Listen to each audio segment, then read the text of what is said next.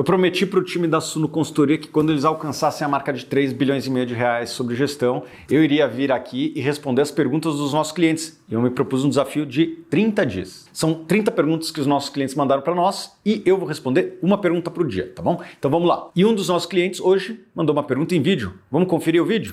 Thiago, pensando na renda variável, pensando em investir no longo prazo para acumular, para ter ganhos não só na valorização das ações, mas também no recebimento de dividendos, quais seriam os principais setores que nós temos na Bolsa Brasileira? Quais são os principais setores para a gente pensar em identificar as empresas? Uma vez identificados esses setores, quais são os seus critérios para identificar a melhor ou talvez as melhores empresas de cada setor? Obrigado, um abraço. Bom, a primeira coisa que você tem que analisar é se o setor ele é perene. Eu não gosto de investir em setores em que existe uma variação muito grande dos líderes ao longo do tempo. Por exemplo, varejo de eletrônicos. Esse é um exemplo de um setor que tem sempre alguém que está ocupando a liderança, então tem muitos altos e baixos ao longo do tempo.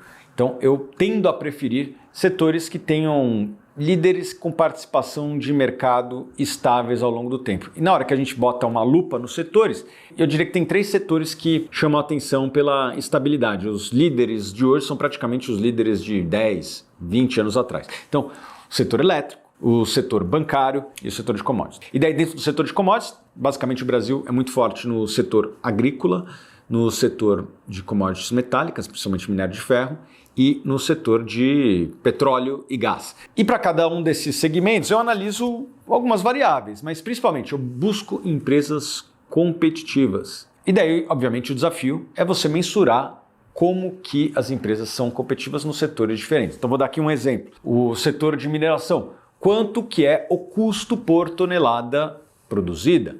No setor de petróleo, qual que é o custo de extração de petróleo? No setor de celulose, quanto que custa para produzir uma tonelada de celulose?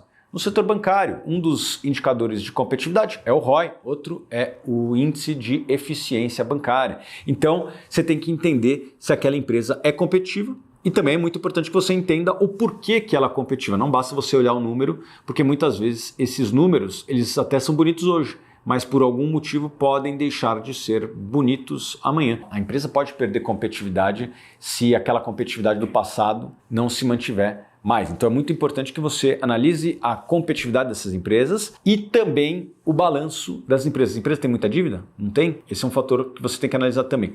Outro fator, quais são as possibilidades de crescimento? Por exemplo, o setor bancário no Brasil, por incrível que pareça, tem muito ainda a crescer. Já no setor de mineração, eu acho que a Vale vai ter uma certa dificuldade. Os compradores de minério de ferro já não crescem mais tanto a sua demanda ao longo do tempo. Portanto, é difícil ela continuar crescendo como cresceu 20 anos atrás. Portanto, é importante que você tente visualizar qual será o crescimento futuro. E por último, mas não menos importante, você tem que fazer o valuation. Esse é o nosso trabalho aqui na Suno Research. A gente faz muita conta, a gente traz os fluxos futuros a valor presente, a gente compara os múltiplos dessas empresas com outras, tanto no Brasil como fora, e assim a gente faz o nosso valuation.